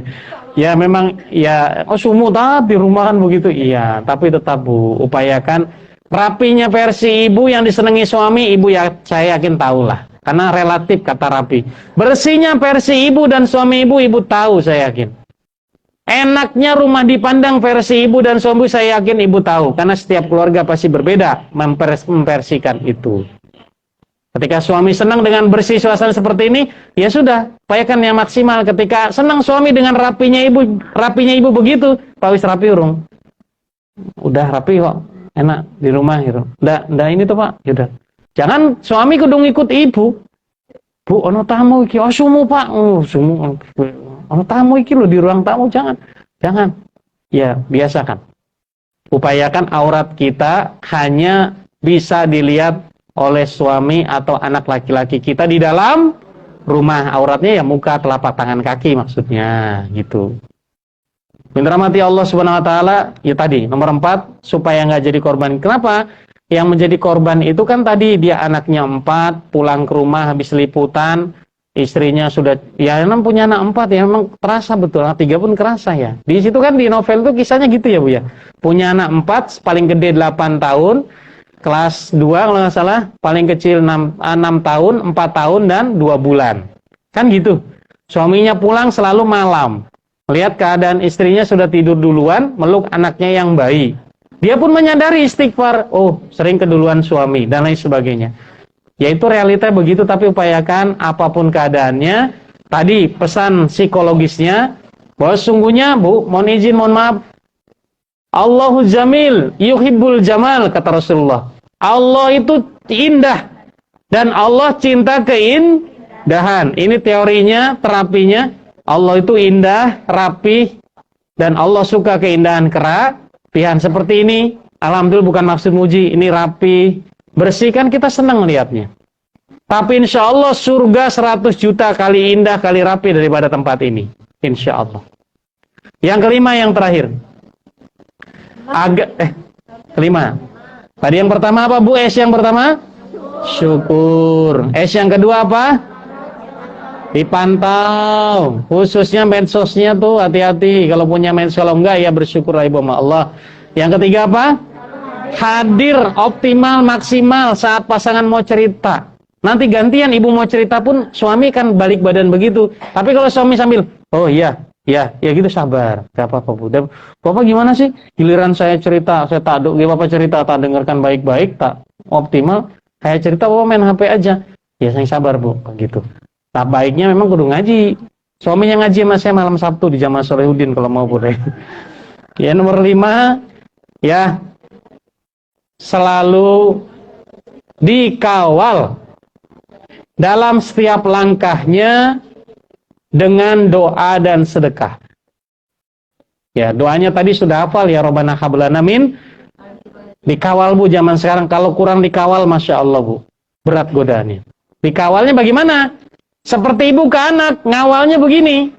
Robbi habli sholihin. Kalau ngawal anak kan gini, mohon maaf saya pernah cerita mungkin di sini ya. Kalau ngawal anak itu kan ridho Allah fi ridho walidain. Ridho Allah fi ridho Allah ridho Allah fi ridho walidain. Kalimatnya jelas. Ridhonya Allah karena ridhonya orang tua. Kita sebagai orang tua, kita ngomong gini, ya Allah saya ridho anak saya jadi penghafal Quran, misal. Ya Allah saya ridho anak saya sholatnya 5 waktu tepat waktu. Anak kita salaman pamit mau berangkat sekolah. Ya Allah saya ridho anak saya sehat, prestasinya meningkat, anak yang menyenangkan hati. Ya Allah saya ridho. Ketika kita sebagai ibu, sebagai orang tua ridho, Allah akan ridho. Disinilah juga posisi istri Bu, posisi ibu ketika suami pamit berangkat, ibu cium tangannya sebagai penghormatan. Ya monggo, mau pakai depan atau sini boleh, kan gitu tergantung. Ya, senangnya yang mana Bu? Kan gitu. Ya itu mah kembali ke kebiasaan gitu ya. Nggak ada tuntunan secara khusus sih. Sebetulnya harus dengan dagunya atau ininya, tapi secara psikologis itu beda memang. Dirahmati Allah, ya Allah saya ridho engkau selamatkan suami dalam perjalanan. Harus ada kalimat gitu Bu. Sama ke anak. Ya Allah saya ridho suami engkau jaga selama bekerja. Nah keriduan inilah, keikhlasan inilah ibu yang dirahmati Allah Subhanahu wa taala akan mendatangkan pertolongan Allah dari keikhlasan doa seorang istri. Penting Bu, kata ridho itu diucapkan. Jangan, ya Allah saya ikhlas suami saya kerja di sini. Beda loh, ridho sama ikhlas itu beda. Ada yang tahu bedanya ikhlas sama ridho? Orangnya beda. Orangnya beda. Nama orangnya ya, ada yang namanya Pak Ikhlas, ada yang namanya Pak Ridho. Ikhlas itu artinya apa? Menerima. Kalau ridho sama-sama menerima. Ya, sebenarnya gini Bu, saya mau tanya sederhana. Ibu, kalau suami minta izin sama ibu, hobinya mancing. Hobinya mancing misalnya ya. Bu, saya mau mancing ke laut. Nih alat pancing udah lengkap. Hiburanku loh Bu, ojo dihalangi. Yaudah Pak, sana berangkat, hati-hati. Ibu ridho apa ikhlas? Ridho. Kalau di laut sana ketemu putri duyung, ikhlas? Ayo mau maksudnya ya apa bercandaan kami. Ya itulah, itu bahasa halusnya itu ya Bu. Warung makan, dia jajan, di situ ada pelayannya, warung makan dan lain sebagainya, ambil mancing kan gitu. Ya putri duyung kan pinggir pantai. Misalnya begitu. Oh ya saya udah ridho Ustaz. Nah, mohon izin, mohon maaf. Orang ridho insya Allah pasti disertai dengan ikhlas. Tapi orang ikhlas belum tentu ridho. Ustaz saya ikhlas. Suami saya menyakiti saya. Tapi saya nggak ridho Ustaz kalau dia nyakitin anak-anak saya tuh. Kalau ada kalimat begitu Bu. Lah iya namanya manusia, Ya ikhlas saya menerima ketentuan Allah. Tapi urusan ridho kan urusannya Allah Subhanahu wa taala. Oh, la haula wala quwwata illa billah. Ada yang karakternya seperti itu. Beda sesungguhnya. Kalau ikhlas itu lebih kepada ibadah kepada Allah. Ridho itu menuruti segala ketentuan Allah. Ikhlas ini untuk segala sesuatu, hanya untuk ibadah kepada Allah dan menerima apa yang sudah terjadi dengan izin Allah. Kalau ikhlas, itu ikhlas. Kalau ridho, sekali lagi, segala sesuatu yang Allah tetapkan kita harus terima dan syukuri. Itu kalimat sederhananya juga begitu. Pastinya beda redaksinya, beda pemaknaannya. Ikhlas lebih kepada ibadah yang kita lakukan hanya untuk Allah. Kalau ridho, menerima atau melakukan apapun, sikap kita harus terima, harus lakukan apa yang sudah menjadi ketentuan Allah Subhanahu wa taala. Nah, ridho, ya Allah, suami keluar kota, suami bekerja, suami berusaha, suami misal begini, ya Allah saya ridho. Tapi ya Allah saya lebih ridho kalau suami saya begini. Kan gitu. Kalau ikhlas mah saya yakin ibu semua ketika ijab kabul jadi istri sah, ibu udah ikhlas, saya yakin. Keikhlasan wanita itu biasanya nomor 1 dalam rumah tangga. Karena wanita itu ya tadi, mohon maaf, suami udah tidur, istrinya belum tidur biasanya. Ada juga suami masih terlelap, istrinya sudah bangun. Suami istri bangun lebih dulu biasanya, bangun udah subuh. Dia udah luar biasa lah, minimal masak air, minimal apa. Itu tanda keikhlasan ibu. Saya udah buktikan itu dan udah lihat. Wanita itu Masya Allah. Fassalihatu qanitatu hafizatu bima hafizallah. Wanita yang solihah itu yang taat pada Allah, nutup auratnya, jaga kemaluannya, dan dia senantiasa taat pada suaminya. Makanya wanita itu paling gampang masuk surga. Kalau kemarin Isra Miraj, kata Nabi Ibrahim alaihissalam, ya Muhammad, ini hadisnya Hasan, sampaikan kepada umatmu bahwa surga itu luas. Surga itu tanahnya subur. Surga itu tempat yang nikmat dirasakan oleh siapapun. Sampaikan Muhammad kepada umatmu. Rasulullah membuktikan melihat surga. Begitu terkejutnya Rasulullah SAW, ternyata di surga itu penghuni paling banyaknya adalah para wanita. Ini kisah Isra Miraj ya, kemarin belum lama. Para wanita penghuni paling banyaknya. Yang kedua, Rasulullah melihat selain para wanita penghuni paling banyaknya, Rasulullah melihat ternyata yang masuk surga duluan banyak orang-orang miskin dan du'afa. Bu, yang paling banyak masuk surga duluan kata Rasulullah saat Isra Miraj, siapa dia? Orang yang mendapat ridho Allah dan ridho suaminya, taat pada Allah, senantiasa amanah menjadi istrinya. Tapi yang kedua ini, penghuni paling banyak tuh penghuni surga adalah orang miskin dan duafa. Pertanyaan sederhana ibu sering diulang, ibu pilih hidup kaya apa miskin? Kaya.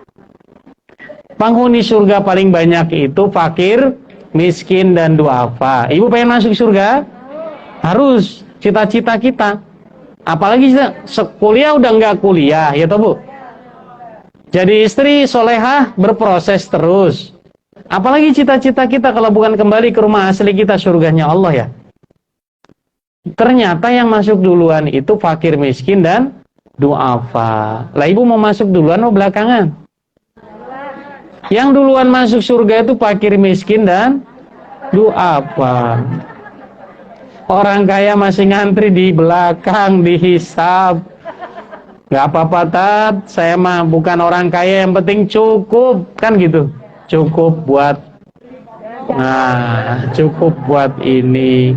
Makanya doanya penting nih. Allahumma kfini bihalalika, kan gitu. Kata Rasulullah, siapa orang yang punya utang segede gunung Uhud, baca ini, rampung utangnya. Gunung Uhud itu gedenya 15, panjangnya gunung Uhud itu 15 kilo Bu, di Madinah.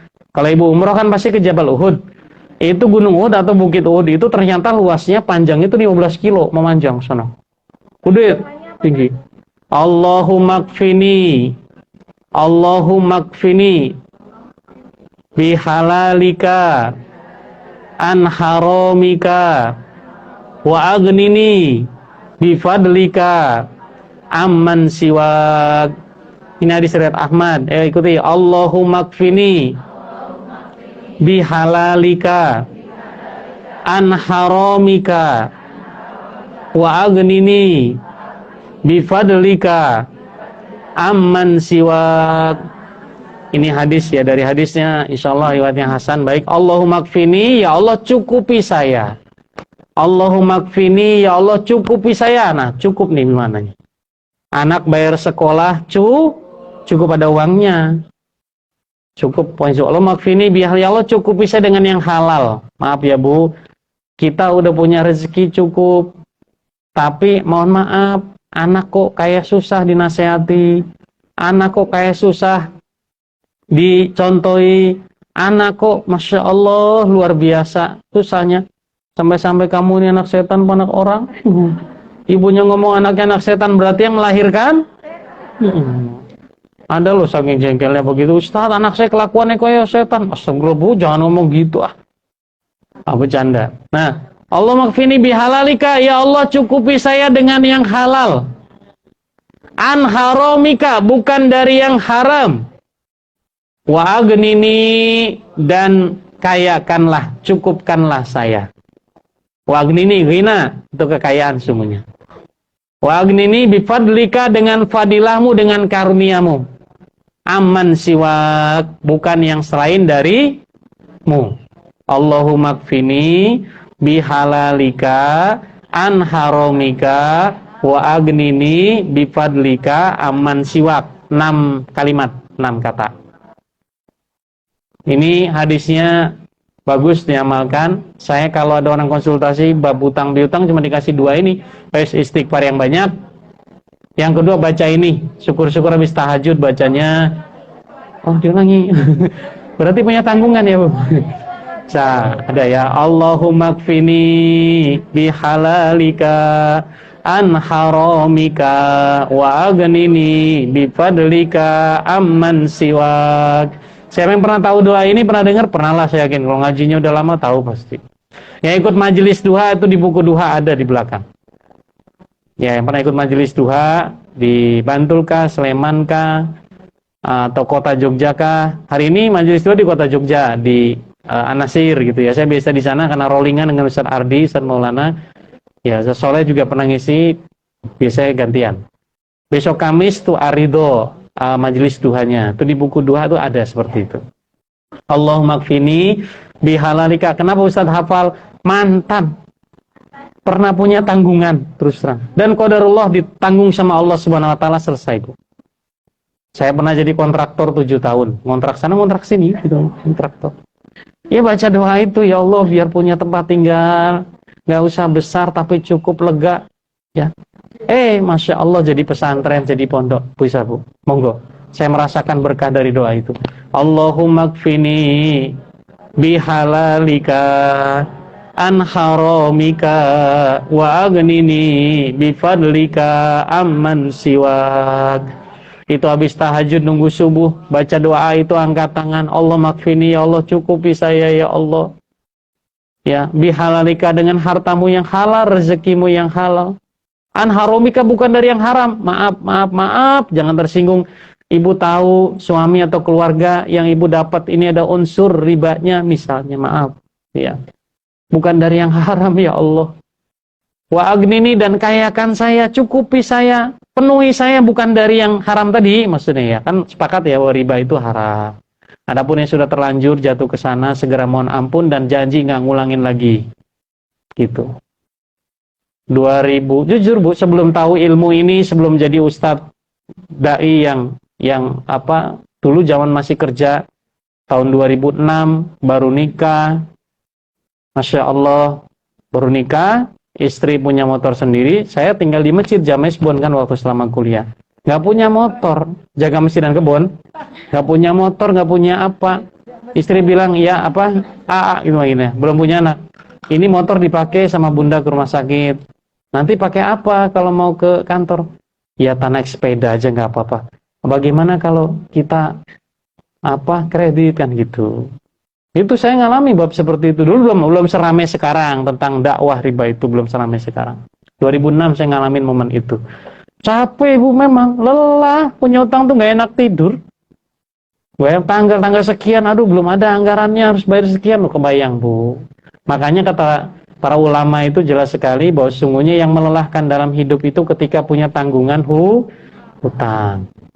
Nah, supaya hutangnya lunas tuh, walaupun segede gunung Uhud, Allahumma kfini bihalalika an haramika wa aghnini bifadlika amman siwak. Monggo bismillah. Istighfar yang banyak, karena istighfar itu juga solusi, itu jalan kehidupan. Doa ini juga bisa ibu baca. Semua orang gak selamanya akan cukup terus, pasti ada saatnya kekurangan. Selama orang juga gak selamanya kekurangan, pasti akan dicukupi oleh Allah SWT. Yang pasti kita cari berkahnya. Kawal dengan doa dan sedekah. Sedekah ini penting bu, maaf gak mesti harus kasih uang. Kemana? Ibu mohon izin, mohon maaf di sekitar rumah ibu misalnya, maaf sedang ada perbedaan pendapat dengan suami. Suami merasa paling benar. Misalnya suami ibu laki-laki merasa paling benar. Disuruh diingetin sholat dia emosi. Kalau makan kudu banyak. Tidur kayak traktor.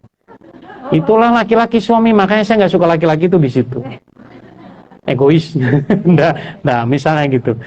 Ibu nggak bisa nasehatin. Didoain sudah, dikawal doa, ya Allah saya ridho suami saya lebih soleh ya Allah. Diikrarkan begitu. Ada rezeki apa, ada tetangga yang sholat subuh bareng sama ibu, simbah-simbah, pripun mbak, sehat, ibu jamaah misalnya pas ke masjid ya. Ya ada beras lebih sedikit, bawalah setengah kilo, adalah uang 5.000, 10.000 misalnya, mbah niki kagem tumbas, uyah, monggo. Oh nggih pun boten sah, pun boten napa-napa. Doain nggih suami saya biar sehat dan soleh. Dua aja udah bu. Sehat dan soleh. Kalau udah soleh kan artinya lurus. Ya, sehat dan soleh, nggak usah berdoa nih bu, kulo kali keluarga kali khusus suami saya biar sehat dan soleh. Ya sehat imannya, sehat jasmaninya, sehat semuanya, soleh perilakunya. Gitu aja nggak usah banyak-banyak. Bu doain nih bu, utang saya belunas, utang saya sama bank masih 36 bulan lagi cicilan. Wah udah terlalu berlebihan, nggak usah. Pun sedekah sekemampuan kita, diniatkan boleh begitu tat, boleh. Di sedekah diniatkan untuk orang meninggal dunia saja boleh, apalagi sedekahnya ibu ke orang tidak mampu di sekitar ibu yang ada, apalagi orang kesusahan, diniatkan untuk tadi biar suaminya, anaknya, keluarganya sehat dan soleh, itu boleh. Sederhana saja. Kalau nyemplungin sesuatu nih, ada kotak infak jalan misalnya kan gitu. Ini di sini nggak ada ya, wah keren bagus di sini. Apa udah lewat? Sudah lewat, alhamdulillah. Cemplungnya, ya Allah jadikan keluarga saya sehat dan soleh. Udah, itu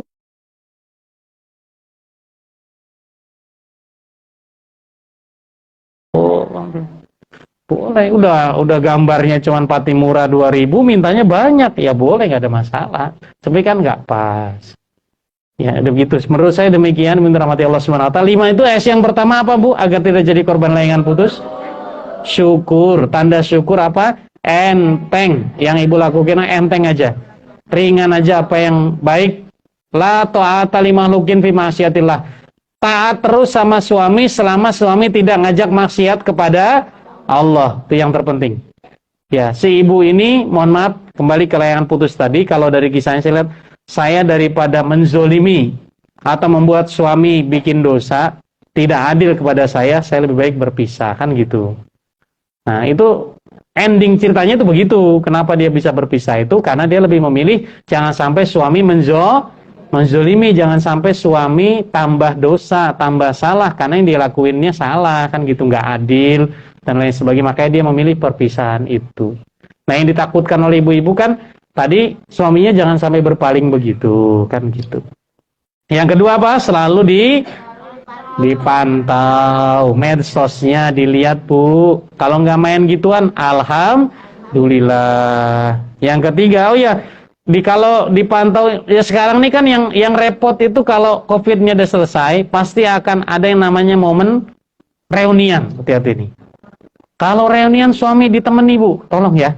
Jangan membiarkan ibu reunian suami sendiri, jangan, bahaya. Karena banyak CLBK itu di situ. Dan banyak gibah biasanya. Saya mohon maaf, untung saya SMP SMA di Tasikmalaya, jadi Korea jauh nggak bisa. Alhamdulillah. Tapi kalau ngelihat di update di Zoom-nya, di kabarnya, sawalannya, sawalan SMP, SMA, sawalan komunitas itu, mohon izin, mohon maaf kalau imannya lemah dan lain sebagainya. Hati-hati, temani aja Bu, walaupun ibu repot, rame, temani saja, temani. Ya, insya Allah itu jadi kebaikan. Nah, namun sekali lagi saya sampaikan, ad-dunya mata wa khairu mataiha al-mar'atus salihah. Dunia ini indah, dunia ini bagus, kata Rasulullah. Tapi sebagus-bagus, seindah-indahnya, lebih indah yaitu akhlak wanita yang soleha. Saat nemeni suami, katakan harus kemana-mana, tunjukkan kesolehan kita.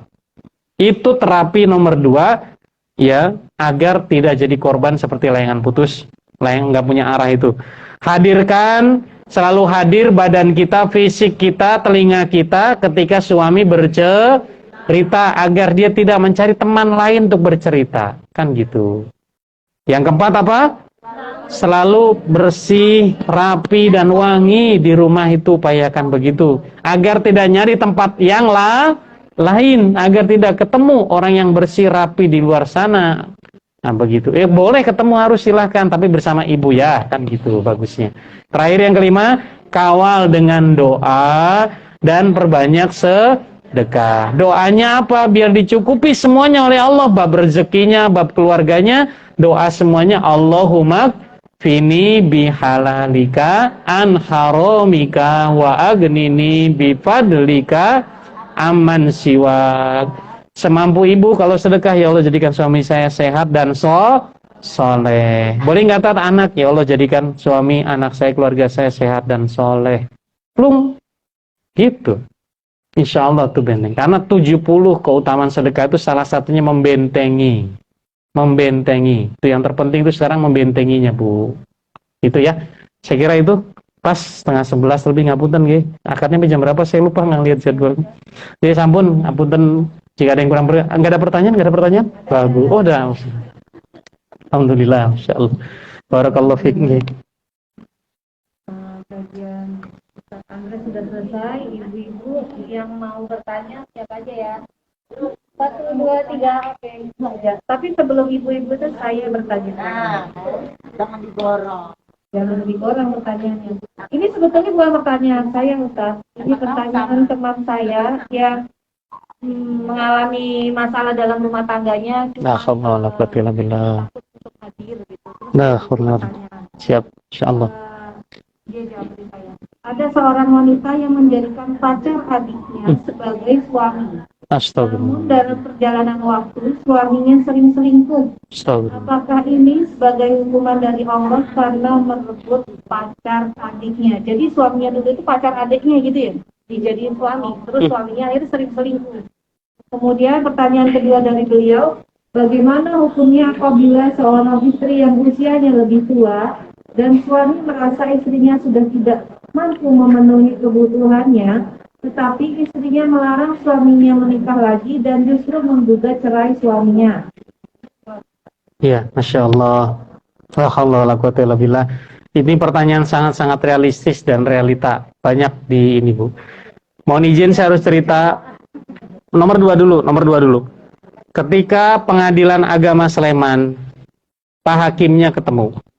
Pengadilan Agama Bantul, Pak Hakimnya ketemu. Di satu majelis, satu pengajian. Saya tanya, Pak Hakim, selain tingkat perceraian itu karena ekonomi, perselingkuhan, dan disharmoni keluarga, 3 kan? Harta, ekonomi, perselingkuhan. Terus nggak harmonis itu artinya apa? Maaf Bu, ini ilmu ya. Nggak harmonis di keluarga kan begini. Hartanya cukup, tapi salah satu pasangan nggak cinta. Nggak cinta sejak nikah tuh, nggak cinta karena terpaksa dijodohkan atau apa misalnya. Atau hartanya cukup, cinta, tapi ada kebutuhan batin nggak terpenuhi.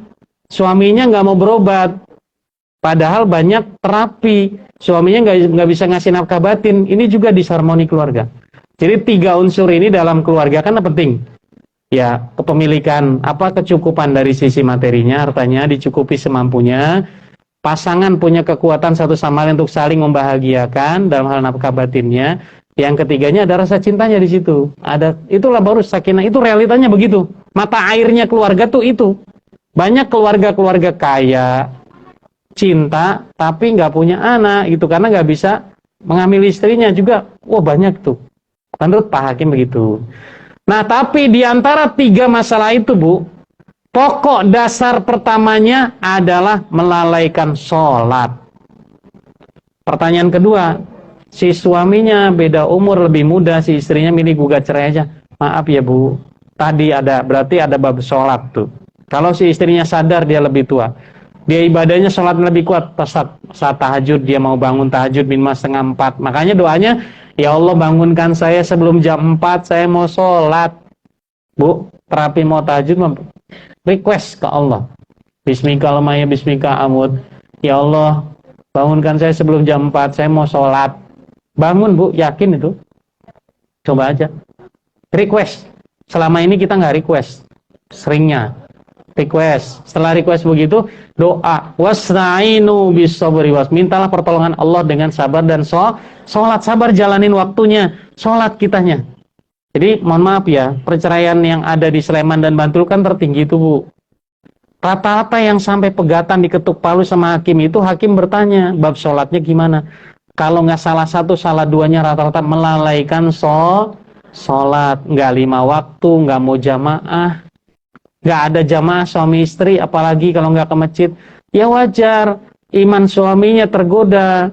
Ya wajar istrinya nggak sabar, main gugat-gugat aja. Padahal dengan minta sama Allah, ya Allah jaga hati suami saya bersama saya terus ya Allah. Hamba bukan menolak syariatmu di surat An-Nisa itu, tapi tolong ya Allah, jaga suami tetaplah bersama saya selamanya. Kan bisa doa begitu. Insya Allah Bu bisa. Banyak kok begitu. Banyak seperti itu. Bismillah. Itu pertanyaan kedua. Jadi perbaiki sholatnya dulu. Salah satu harus sholat yang dijaga betul sholatnya, jangan dilalaikan. Yang pertanyaan yang pertama, nikah itu kan ada 5 tujuan. Ada nikah itu bernilai haram, ada nikah itu bernilai makruh, ada nikah itu bernilai mubah, ada nikah bernilai sunnah, ada nikah itu bernilai wajib. Sama seperti hukum yang lain. Ini kalau kategorinya tadi ada bahasa nikahi mantan pacarnya apa? Mantan adenya. Kalau betul, yang tahu niat nikahnya dia kan hati nuraninya pasti Allah tahu. Tapi ketika sudah caranya seperti itu jelas makruh, bisa jadi jatuh ke haram.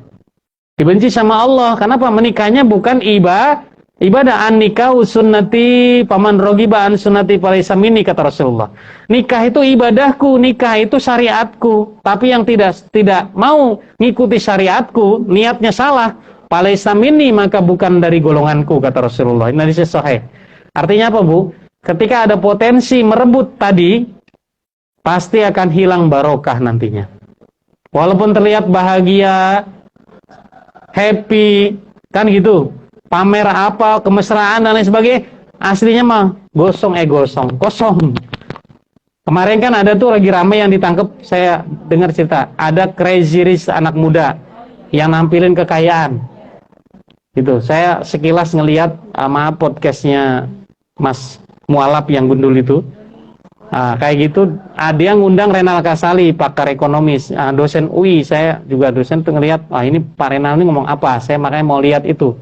Ternyata banyak orang sekarang itu demi untuk dipotret terlihat, wah, pinjam sana, pinjam sini, ya toh dari apa yang dia punya, dan nunjukin sana, nunjukin sini, itu penyakit sesungguhnya. Toksik, penyakit baru di zaman sekarang. Jangan kira orang yang kelihatan mesra, diposting di medsosnya ya, mesra, indah, apa-apa punya, bisa jadi hatinya tuh gersang, hatinya tuh kosong. Nah, jangan banyak diposting lah. Biar nanti direkam aja langsung sama Allah, nanti surga kita tinggal lihat, oh Masya Allah di dunia saya begini, Masya Allah. Begitu. Jadi itu Bu, jelas itu hukumnya makruh, saya kategorikan. Mungkin ada orang kan bilang itu haram nikah begitu modelnya, merebut orang lain. Dan sekali lagi, yang seperti itu akan jauh dari barokah. Gak usah meri, gak usah cemburu. Walaupun dia kelihatan mesra, bahagia dengan yang merebut itu, sampaikan tenang, sabar, yakin. Kalau kita tenang, insya Allah sehat. Kalau kita sabar, pahalanya tanpa batas. Kalau kita yakin, gantinya lebih baik. Gitu aja.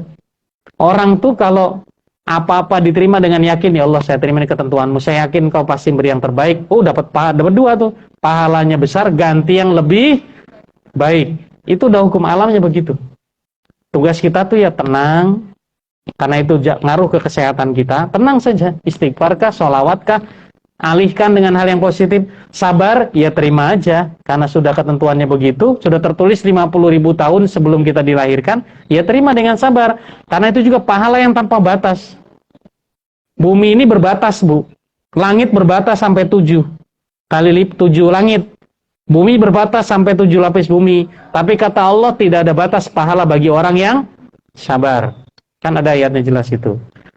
Saya kira itu, yakin udahlah Mbak, yakin aja ada ganti yang lebih baik, pahalanya yang besar, dan ganti yang lebih baik. Semua kejadian kalau kita ucapkan inna lillahi wa inna ilaihi rajiun, apalagi di Riyadhus Shalihin, Allahumma ja'alni fi musibatin wa ahlib li khairi minha, dia mengucap kalimat itu tambahannya, maka Allah akan berikan ganti yang lebih baik bagi dia. Nggak bisa panjang kalimat tambahannya, sudah inna lillahi wa inna ilaihi rajiun, ya Allah, ya Allah, saya terima, saya nggak mau begitu. Dalam hati dah, bismillah, diganti Bu sama Allah 2 kali lipat lebih baik daripada itu. Itu nggih, Bu, barakallahu fiik. Ada lagi? Oh, ada yang mau tanyakan. Bismillah. Ampun. Kecil J. Waalaikumsalam warahmatullahi wabarakatuh. Ridho ini bagaimana ya?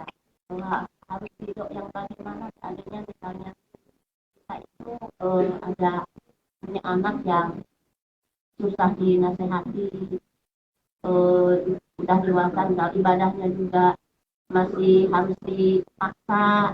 Nah, ridho di sini harus bagaimana? Ridhonya itu bagaimana? Ya, Masya Allah, la haula wala quwwata illa billah. Ibu. Karena kan kita nggak ridho karena ridho anak-anak saya misalnya nakal atau ini saya ridho, kan bukan kesalahan. Nah, bagaimana? Itu tadi ada sedikit perbedaan ya. Ridho dan ikhlasnya. Jadi gini, makna meridhoi segala sesuatu yang sudah. Jadi kalau segala sesuatu sudah terjadi, harus ridho. Kalau belum terjadi, ya kan qada dan qadar Allah kan, takdir itu segala sesuatu yang belum, takdir itu segala sesuatu yang sudah terjadi. Kalau belum terjadi, itu namanya nasib. Paham nggak antara nasib dan takdir? Nasib itu sesuatu yang bisa dirubah, nasib. Tapi takdir itu sesuatu yang sudah terjadi, tidak bisa dirubah. Ibu katakan tadi, ya Allah, anak saya seperti ini.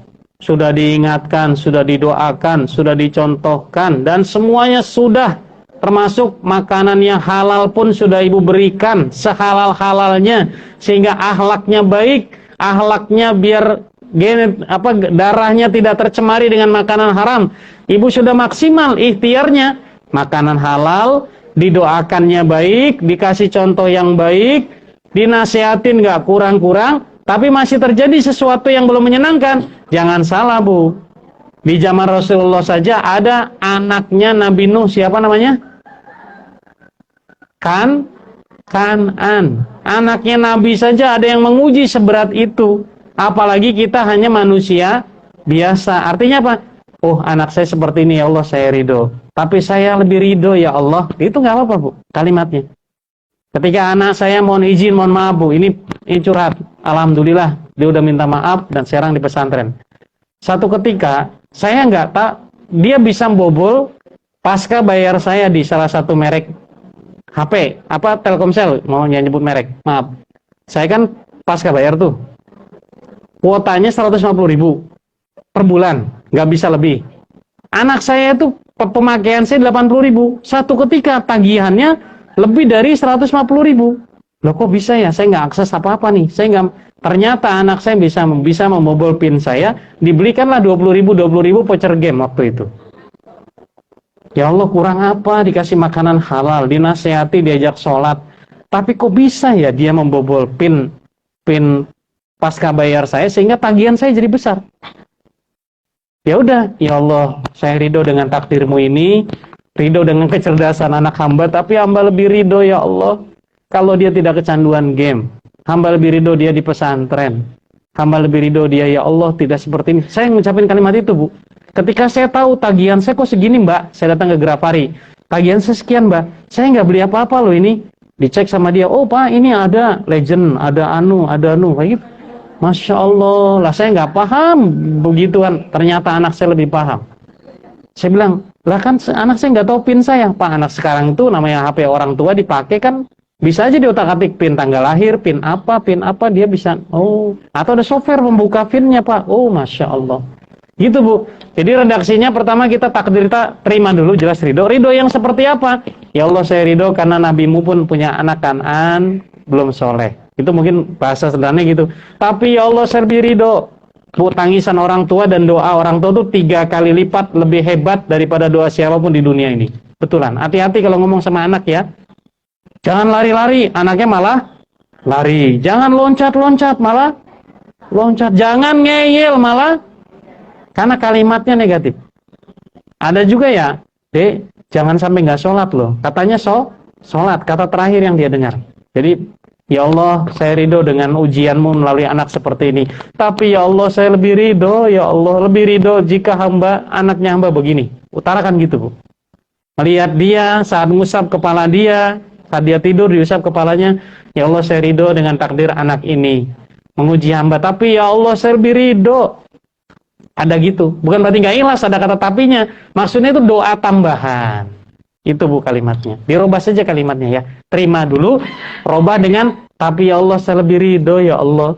Nah, syukur-syukur ibu hafal. Robbi habli minas sholihin. Robbi ja'alni muqimas sholah wa min dzurriyyati rabbana wa taqabbal doa. Itu lebih baik kalau hafal doa dari Quran itu seperti itu. Saya kira itu, Bu. Barakallahu fiik. Siapa nama anaknya, WA ke saya, nanti kita doain bareng-bareng, mudah-mudahan Allah kasih hidayah. Yang penting hidayahnya ini, Bu. Yang penting hidayahnya. Dan kita nggak tahu dari amin dan doa siapa, hidayah itu Allah berikan. Jangan pernah kita nitip doa ke dia, belum tentu dijabah. Nggak gitu juga. Belum tentu. Kita nggak tahu dari lisan siapa doa dijabah, kita nggak ada yang tahu. Biasakan kalau kita ketemu orang dan dia bisa mendoakan, minta doanya aja. Nggak apa-apa. Bahasa teman-teman dari pesantren Jawa Timur itu ngalap barokai, kan gitu. Ngalap barokai. Bahasanya gitu. Monggo, Bu, bismillah. Waalaikumsalam warahmatullahi wabarakatuh. Ya.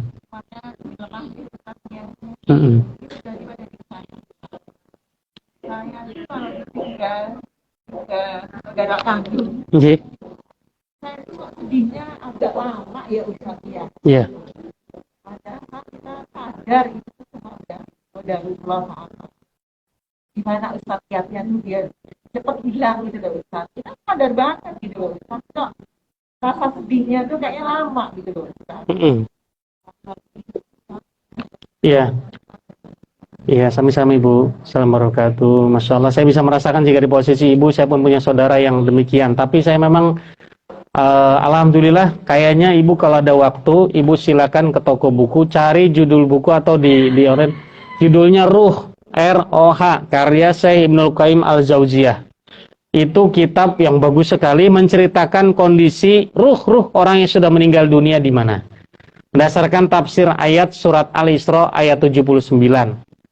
Ayat 84. Mohon maaf, 79. Jadi R-O-H, roh judulnya. Roh.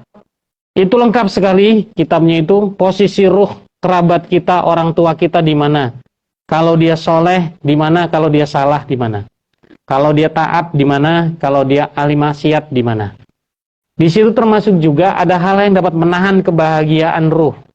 Salah satunya ketidakikhlasan menerima ketentuan Allah. Jadi di situ digambarkan ada seorang ibu yang bersedih, gitu ya. Digambar sedih, dimimpikan anaknya, wahai ibu, kenapa engkau bersedih? Adakah hal yang menghalangimu di alam ini? Wahai anakku, sungguhnya aku bersedih karena engkau masih menahan uang yang harusnya kau berikan ke tetanggamu, pinjaman ibu itu. Jadi ibunya tuh punya pinjaman ke tetangga 2 dirham. Ibunya nyimpen di bawah baju. Udah berpesan ke anaknya, bayarkan utang ibu 2 dirham itu ke tetangga ibu. Si anaknya ini terlalu sedih sampai lupa kepada amanah ibunya tadi. Ada kisah di buku itu. Akhirnya, wahai anakku, segeralah kau bayarkan utangnya ibu yang sudah ibu wasiatkan kepadamu itu. Dan janganlah kau terlalu bersedih atas meninggalnya aku. Kemudian dia bangun kaget, dia buka lemari ibunya, betul ada uang 2 dirham, dia kasih ke tetangganya uang pinjaman itu. Setelah itu nggak lama, 2 hari kemudian dia mimpi ketemu ibunya lagi. Ibunya sedang ada di satu taman, ada air mancur di situ. Terima kasih wahai anakku, keikhlasanmu memudahkan ridho Allah untuk membahagiakan aku di sini. Aku sudah bahagia di sini. Nah, dari tafsir hikayat seperti itu, sahih itu riwayatnya. Seperti itu, jadi kita bisa membawa berarti kalau kita nahan ketidakikhlasan kita terhadap keluarga yang sudah meninggal dunia, mohon izin, mohon maaf, hati-hati, GG, atau bisa jadi ibu menahan kebahagiaannya di alam sana. Nggak usah khawatir, ibu bisa lihat surat Al-Insyikok ayat 9 dan ayat 13, surat Al-Insyikok. Itu adalah ayat dalam Quran yang menegaskan kenapa kita harus ikhlas dan yakin bahwa kita akan ketemu lagi. Surat ke-84 Al-Insyikok ayat 9 dan 13. Ya. Ayat 9 dan 13. Ya, wayan qaribu ila ahli masrura. Wayan qaribu, dan dia akan kembali ila ahli, kepada keluarganya yang sama-sama beriman, masrura, dalam keadaan bahagia. Tafsir ayat ini berarti orang tua kita, keluarga kita yang sudah mendahului kita akan kembali ketemu kita. Dengan catatan syaratnya 2, iman dan amal soleh. Selama dia Islam, kita Islam. Dia sholat, kita sholat. Dia mendahului kita, ketemu, Bu. Allah yang bilang nih, dan dia akan kembali, kata Allah, ya, kepada keluarganya yang sama-sama beriman dengan gembira karena amal solehnya tadi. Jadi bahasa kalimat gembira itu jangan sampai ibu sedih, sana harusnya gembira, malah nggak gembira. Jadi tugas kita itu nerima bahwa ini sudah ketentuan Allah, dan meninggal itu kan bukan daftar urut tapi daftar cabut. Nah, keluarga ibu yang dicabut duluan oleh Allah ketemu sama Allah, ya terima saja dan harus yakin insya Allah ketemu lagi. Kecuali kalau dia bukan Islam. Kecuali kalau dia Islam KTP. Kita masih kurang ikhlas. Ketemu nanti belum tentu ketemu. Dalam perjalanan Isra Mi'raj di langit pertama kan ada kisahnya. Di langit pertama Rasulullah ketemu dengan Nabi Adam. Nah, setelah Rasulullah ketemu Nabi Adam, menjelang ke langit kedua, Rasulullah melihat di sebelah kanan ruh para syuhada, ruh orang-orang soleh, ruh orang-orang baik. Di sebelah kiri Rasulullah melihat ruh orang-orang yang durhaka, ruh orang-orang yang menderita. Rasul bertanya, siapa ya Jibril? Menjelang ke langit kedua aku kok bertemu dengan orang-orang yang berbahagia, wajah ceria. Itulah ruh para syuhada dan orang-orang soleh yang Allah kumpulkan di langit pertama. Lalu terus siapa Jibril yang sebelah kiri? Ini hadisnya Hasan ya. Itu adalah orang-orang yang tidak taat, orang-orang yang durhaka kepada Allah Subhanahu wa taala di antara umat-umatmu. Itu di langit kedua. Jadi ruh itu, dan di buku ROA Imam Ibnu Qayyim Al-Jauziyah menjelaskan itu juga, Bu. Jadi lihat bukunya. Bagi yang kurang ikhlas, saya sering orang pada itu, Ustaz doa ini 40 hari, ini 100 hari, walaupun dia monggolah, Ustaz mau didoain di pondok karena di perumahan saya nggak ada begini. Ya kita doain, kita niat mendoakan, tapi saya belum bisa ikhlas Ustaz. Saya tanya, Bu, ibu kalau punya saudara, ibu suguhin makan, tapi dia nggak bisa makan karena ketahan, seneng nggak? Ya nggak seneng. Nah, saudara ibu yang meninggal dunia itu bisa jadi di alam kubur sana sedang bahagia, sedang melihat tempat surganya, sedang melihat taman surganya, walaupun belum bisa masuk, belum bisa memegang, merasakan. Tapi ketika anggota keluarganya tidak ikhlas, tidak terima, itu cara Allah sayang sama beliau, itu bisa menghalangi segala jalannya di alam sana. Nah itu Bu, ibu mau tega begitu? Kalau nggak tega, doakan. Ingat beliau Al-Fatihah. Dan Al-Fatihah itu sampai loh, jangan salah. Di kitab itu dijelaskan juga, apakah bacaan Quran untuk orang yang sudah meninggal dunia sampai. Al-Fatihah bacaan Quran bukan? Bacaan Quran, itu sampai. Nah karena itu Bu, kalau ingat kelingan, bacakan Fatihah. Kalau kelingan terus, berarti ada masalah tuh di rumah. Apakah ada barang-barang yang membuat ibu ingat sama dia? Sedekahkan. Baik bajunya, pakaiannya, barangnya, ibu nggak pakai, hanya disimpan, malah khawatir rusak, jadi sarang tikus, sedekahkan. Cari tempat-tempat yang butuhkan, itu tambahan kebahagiaan di alam kuburnya. Itu caranya Bu. Bismillah ya, sabar. Ibnu Qayyim Al-Jauziyah. Syekh Ibnul Qayyim Al-Jauziyah. Judulnya ROH, Roh. Harganya kalau nggak salah 60-an ribu itu. Oh ya, alhamdulillah. Itu buku bestseller masalahnya, buku bestseller yang pengen tahu dunia ruh, kayak apa tuh ruh orang itu. Saya kaji itu di kitab di pondok saya kaji.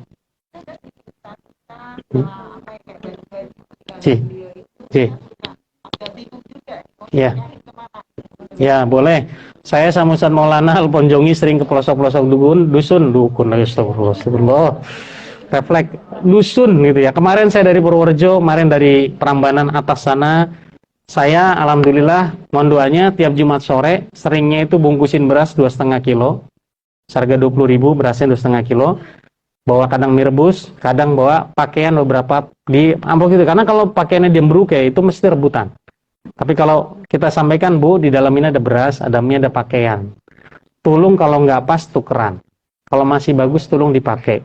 Yang penting jangan jadi lap dulu dipakai, nggih. Orang dusun nggih manut, Bu. Alhamdulillah udah jalan, ya jalan lama lah, alhamdulillah. Kalau mau titip boleh, nggak apa-apa. Iya, nanti hari Kamis besok saya ketemu Ustaz Maulana juga mau bahas, kita mau bakso spesial. Pelosok atas, Bu, perbatasan Klaten itu. Nah, mari kita dari sana bawa. Ya, karena ngaji saya banyak kan di pelosok dusun ya, Bu. Ngajinya kita banyak di Samigaluh, lembah-lembah gitu, Kalirejo Menoreh. Alhamdulillah kalau Jumat sore sering saya ke pelosok-pelosok pedusunan yang terjalah memang ya. Seneng gitu silaturahim, tapi kalau warga dusun, kalau hanya ngaji saja kita nggak bawa sesuatu yang datang sedikit. Iya, saya akui. Tapi ketika orang paduku mau pengajian Jumat nggih niki Jumat Kliwon nggih. Mungkin kalau nyanda sembako kali pakaian tolong dikumpulkan warga ini pun. Banyak, Bu, Masya Allah. Banyak itu, jangan salah. Kali-kali lah bakso, boleh gitu. Nanti kita sampaikan. Tapi kalau rutin kita tiap Jumat. Jumat sore saya turun, mesti ke pelosok-pelosok. Alhamdulillah mohon doanya sehat aja. Sehat dan alhamdulillah sehat itu aja deh pokoknya. Saya kira itu.